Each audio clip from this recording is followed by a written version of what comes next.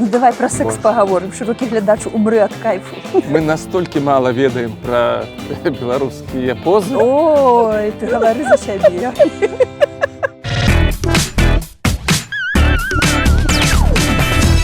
Добры дзень, шаноўныя сябры. Сёння ў нас у гасцях пісьменніца Святлана Курс. Калі казаць пра твае любімыя беларускія словы, то іх некалькі ці гэта адно слово? Яны ў мяне дзяжурныя. То бок яны ўвесь час змяняюцца. Зараз я люблю слово анягош. Анягош? Бо на кожнае пытанне можна адказаць анягош і ад цябе адчэпяцца.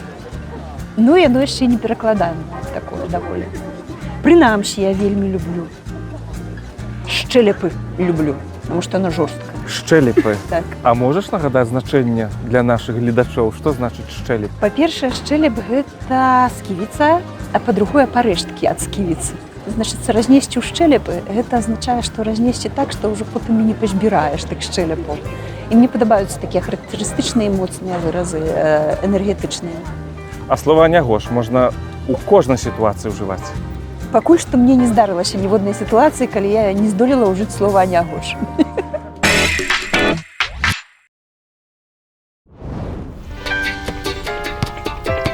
Сёння ў рубрыцы «Дзіцячая замова» распавяду вам некалькі моўных цікавінак. Першае. Вельмі часта мы перакладаем рускамоўныя выразы на беларускую мову слова ў слова, забываючыся, што кожная мова мае свае асаблівыя канструкцыі. Гэтак, па-руску гаворым «женіцца на Елене», а па-беларуску скажам «ажаніцца за Ленкай», «ажаніцца з Рагнедай», «ажаніцца за Дэлей». Гучыць і прыгажэй, і больш паважліва. Другая. Як лепш сказаць? Яны паглядзелі адзін на аднаго ці адно на аднаго? Усё залежыць ад таго, хто і на каго глядзіць. Калі гэта два мужчыны, то скажам, яны павіталі адзін аднаго, паглядзелі адзін на аднаго. Калі дзве жанчыны, то, вядома, яны павіталі адна адну, паглядзелі адна на адну. А калі гаворка пра мужчыну і жанчыну, то скажам, яны убачылі адно аднаго, а потым і пакахалі адно аднаго. Трэцяе. Даводзіцца чуць такія моўныя памылкі. Паўмесяца, паўгода, паўгадзіны. Але ж, гэтыя словы утвораныя з дзвюх частак. Першая з якіх – палова. Мы ж не пішам і не кажам полова, праўда? Таму пры скарачэнні і ўтварэнні вытворных гэтая літара А захоўваецца. Правільна казаць і пісаць. Палова месяца – паўмесяца, палова года – паўгода, палова гадзіны – паўгадзіны. Як пісьменніца, як бы ты адказала на пытанне, хто такія беларусы, якія яны? Я дагэтуль не разабрала. Відаеш, я як гурт сляпых мастакоў, які абмацвае слана. Заўважыць-то я магу, што і тут вось гэта, і тут вось гэта, і тут вось гэта. Але намаляваць агульны вобраз складана, асабліва пасля 2020 года, бо я думала, што беларусы, канешне, не настолькі прыўкрасныя, як яны паказалі свой прыўкрасны бок. Але чым для цябе быў 2020 год асабіста? Гэта пералом? Хутчэй вялізнай траўмы. Ведаеш, нават у найлепшыя часы, калі ўсё квітнела сцягамі, я ведала, чым гэта скончыцца для яшчэ аднаго пакалення. Ну, не ведала, але думала, што так скончыцца. Памятаеш, і пра Сапач сказала: «Крывёю і гразжу вам станецца радасць і вечна чаканая воля». Вось чаго я баялася. Я думала: Господі, ну што муще хребты пераломіць? Гэтага я баялася. Я б увогуле не вытрымала, калі б я знаходзілася на Беларусі, я б псіхічна не вытрымала, гэта факт. У гістарычнай перспектыве ўсё будзе добра. Але як жывому чалавеку мне вельмі цяжка назіраць за тым, як храбусяць чужыя хребты пад нагамі у пуцінскага рэжыму. Таму што не будзем мы не мець ніякіх памылак. Гэта Пуцін. Это ўсё Пуцін. Лукашенка гэта напаў, ведаеш, як ёсць такая рука, а на руцэ лялячка. Як бы Лукашенко не выступаў, ён все-таки лялечка Москвы. І ён нікому не цікавы без Пуціна. Стала верыць, што выкараскаецца мой народ. Я думала, што асноўная частка вынішчаная і што застанецца толькі, ведаеш, як это бывае, калі курыцы галаву адсекуць, набегае, а галаву ў беларускам народу адсякалі некалькі разоў. Аказваецца, што гэта хутчэй гідра, чым курыца, таму што галава ўвесь час адрастае і вырасла вельмі някепская галава. Я рада, што беларускі народ аказаўся больш смелым за мяне, лепшым за мяне, лепш адукаваным, маладзейшым за мяне. Урэшце рэшт, маё пакаленне ўжо менш актуальнае. Актуальнае, 50-гадовае, 40-гадовае, актуальнае, але я рада, што ёсць больш актуальныя пакаленні, што яны лепшыя за нас. Якою ты бачыш новую Беларусь? Што для цябе важна у той новай Беларусі, якая неўзабаве ўзнікне?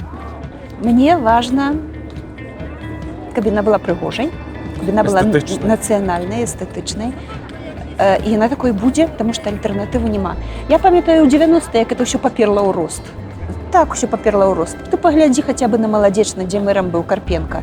Вось гэтыя ўсе завулкі, кветак і траў, усе нармальныя назвы вуліц пайшлі наперад. Эканоміка пайшла, таму што эканоміка можа развівацца толькі там, дзе прыгожа і свабодна. Сапраўды. Лічыцца, што гэта не звязана, гэта ўсё звязана. Прыпомні, была такая, калі ты памятаеш, бо ты маладзейшы крыху, была такая фірма кампутарная Дайнова. Это племя такое бацкае. Гэта была эфектыўная фірма пад эфектыўнай прыгожай брэндавай маркай. Разумееш, Брытанія на чым яна стаіць? Не толькі на тым, што яна рабавала свае калоніі, бо яна іх больш не рабуе, а вялікай краінай з'яўляецца. Яна стаіць на вялікай прадавальнай культуры і на пазнавальнай культуры. Брэнд заўсёды прадаецца, і так было і заўсёды і будзе. А там, дзе няма брэнда, няма асновы, няма існасці, ўсё гэта будзе раздзьмувацца любым слабым ветрам. Вось я бачу Беларусь Беларусю. А якое месца будзе нашай мовы у новай Беларусі? Нацыя творчая. І яна не будзе нікому пхацца ў горла, так як цяпер гвалтам пхаюць расійскую мову і культуру. Гэта шлях у нікуды, гэта шлях да нянавісці. Але яе будуць хацець ведаць. Таму што, як я гавару, ты ж бачыў, што адбываецца з полем, і калі яго не абгарадзіць, так? Калі яго дрэвамі не абсаджаць. Вецер усё здзьмуе. Тое ж самае з Беларусю. Будзе эрозія. Ты казала, што падзеі мінулага года, якія яшчэ дагэтуль трываюць, крызіс яшчэ не закончыўся, ты ўспрымаеш як траўму тваю асабістую усяго народа. У цябе ёсць нейкі твой метад, якім ты пераадольваеш сваю траўму, і, можа, ты магла б падказаць іншым людзям, як змагацца з гэтым? Я з ёй абсалютна не змагаюся. Яна настолькі моцная, настолькі большая за мяне, што я проста ў ёй стаю, як у вадзе. І я папросту не дазваляю сабе ў ёй патануць, але і праз яе трэба прайсці ў бруд, праз гэтую траўму. І пастарацца, каб да ноздраў не дайшло. Усё. Калі ты кажаш пра гэтыя падзеі, як пра траўму, ты б дапускала, што было б лепш, каб іх не было? Не, іх не магло не быць. Разумееш, калі б яны пракаўтнулі вось тое, што Лукашенко 80% набраў, пасля ўсяго гэтага, пасля Ціхановскага, пасля ўсіх гэтых надзеяў, гэта не магло так быць, разумееш? Яны не маглі гэтага пракаўтнуць, это былі ўжо не тыя людзі. Это табе не пенсіянеры з паламанымі шыямі, так? Гэта былі маладыя, нарослыя пасля Лукашэнкі пакаленні. І нарасці ім не было на чым, апрача еўрапейскай культуры і дэмакратыі. Не на БРСМ ж людзі растуць. БРСМ – это чыста лавачка зарабіць і зрабіць кар'еру. Народ абудзіўся, запатрабаваў пераменаў. А што змянілася? Паў Маісеевага часу прайшло. Не 40 гадоў, але 20 прайшло. 26 нават? 26 нават, так, бачыш. То бок рабы і напаўрабы, яны патроху адправіліся да Абрама на піва, а выраслі новыя пакаленні на інтэрнэце ўжо, разумееш, на інтэрнэце, як на дражджах. Ці можна было б гэтыя 26 усё ж гадоў палічыць за 40 тых Маісеевых, таму што цяпер ж грамадства хутчэй развіваецца? Я не ведаю. А можа вядзецца яшчэ і пра тэрмін чалавечага жыцця, ведаеш. Можа ўсё-такі 40. Пару пакаленняў, хаця бы Пуцін з Лукашэнкам, так? Это ж паўгрыбкі. І гэтыя паўгрыбкі таксама павінны адысці. Яны зараз вельмі моцна трымаюцца. Але біялогія сваё зробіць. Я думаю, што ў новай Беларусі таксама мы будзем прагаворваць тыя праблемы, якія, між іншым, ты уздымаеш у сваёй кнізе «Па што ідзеш, воўча», якія зусім ігнаруюцца цяпер ці ігнараваліся ў нашым грамадстве пры ўладзе Александра Лукашэнкі. Якія гэта менавіта праблемы, пра што мы будзем размаўляць як грамадства ў Новай Беларусі. Про тое, што мы не анёлкі беларусы, што мы таксама можам быць жорсткімі да сябе і да сябе, як бачым. Таму што ты бачыш, што беларус робіць з беларусам. Што суддзя за чырвона-белыя валасы дае 19гадовай дзяўчынцы 3000 штрафу. Мы павінны гаварыць, што мы рабілі з малымі меншымі супольнасцямі ў Беларусі. Мы павінны гаварыць пра калабарацыю. Мы павінны пагаварыць пра тое, як адчуваюць сябе розныя меншыні на нашай зямлі. Як мы выхоўваем сваіх дзяцей, як мы ставімся да нашых жанчын, як мы ставімся да нашых габрэяў, цыганоў, як мы ставімся да нашых старых. 85 гадоў, напрыклад, гэта ўжо насметнік. Цябе лячыць ніхто не будзе. Калека – насметнік, цябе лячыць ніхто не будзе. Мы ўсё это павінны будзем зрабіць як след. Калі апісаць наш сённяшні стан нашай краіны нейкай адной метафарай. Актуальны перыяд я не магу апісаць, бо ён яшчэ не скончыўся, так? Гэта перыяд рэпрэсій, так? Але калі я бачыла 2020 год, то, конечно, мне было параўнанне з майго дзяцінства. Бо ў дзяцінстве, калі я пасвіла карову і, допустим, любіла пераварочваць камяні, якія ляжалі на траве, то трава под гэтымі камянямі была белая, скарлючаная, брыдкая. Яна не мела куды расці, а камень падняць не магла. Але калі гэты камень перавернеш, сыдзеш, а потым з каровамі прыходзіш на другі дзень, то трава рэзка падымалася яшчэ нават хутчэй, чым суседняя.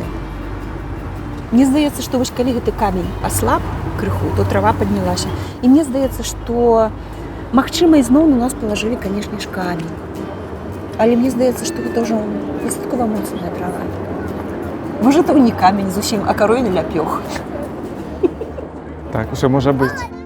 Святлана, дзякуй вялікі за гутарку. На заканчэнне, можа, нейкае пажаданне для нас, для ўсіх беларусаў, ад вас, ад беларускай пісьменніцы, ад выяўляльніцы нашых думаў.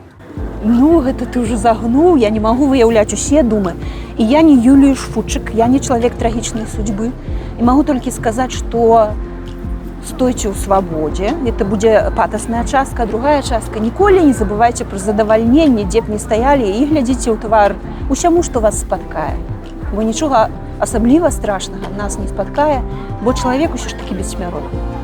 Дайце вы пацалуй. Хорошее было завершэнне. Это мне найбольш спадабалася. А цяпер граматычная частка. Слухай, то можа пачакай мяне вечаром каля цэрквы, га? Ну пачакай. Пазнавальна, так? Чаму так складана бывае вызначыць націск у беларускіх словах? А ўсё проста, таму што націск у нашай мове не фіксаваны і можа выпадаць на любы склад, а не толькі на перадапошні, як у польскай мове, альбо на апошні склад у слове, як у французскай. Але не толькі іншаземцы змагаюцца з нашым націскам і часам трапляюць пальцам у неба. Што прыкра, але і самі беларусы бывае ставяць яго не туды, куды трэба. У чым жа справа? Ну, па-першае, у сумна вядомай русіфікацыі, у выніку якой шараговы беларус выкарыстоўвае і чуе расейскую мову куды часцей, чым родную. Да прыкладу, сёння ў Менску толькі 2% дзяцей навучаюцца па-беларуску. Безумоўна, маем таксама і ўплыў, можа, ў меншай ступені польскай мовы. Напрыклад, гэта той самы выпадак, выгода, пачэкаць. А таксама ўплыў беларускіх дыялектаў, але пераважна сярод людзей сталага веку. Напрыклад, яны кажуць дзіцятка замест дзіцятка, курыца замест курыца, п'яны замест п'яны, жніва замест жніво, высака, глыбака, далека. Аднак асноўную праблему ўсё ж складае русіфікацыя. Таму, змагаючыся з гэтай навалай, давайце зараз разам з вамі вывучым, а хто ведае, дык паўторым, як правільна вымаўляць тыя беларускія словы, у якіх найчасцей самі беларусы робяць памылкі. Увага! Спіна і вусы, а ніяк не спіна і вусы. Узяць у руку і ў галаву, стаць на нагу. Ласі і зайцы, вольха і крапіва. Тут добрая падказка Кандрат Крапіва. Несці лухту і плесці інтрыгі. Гліняны, каменны, шаўковы і гэтак далей, рэмень і фартух. Аднак, дарагія сябры, нашая мова жывая і багатая, і ў ёй могуць суіснаваць розныя варыянты націску. Яны называюцца акцэнталагічныя. Садавіна і садавіна, дарма і дарма, кайданы і кайданы, раніцай і раніцою. Уявіце сабе, аказваецца, і так і гэтак правільна. Ужывайце на здароўе і давайце разам вучыць нашу мову і нанова, і нанава.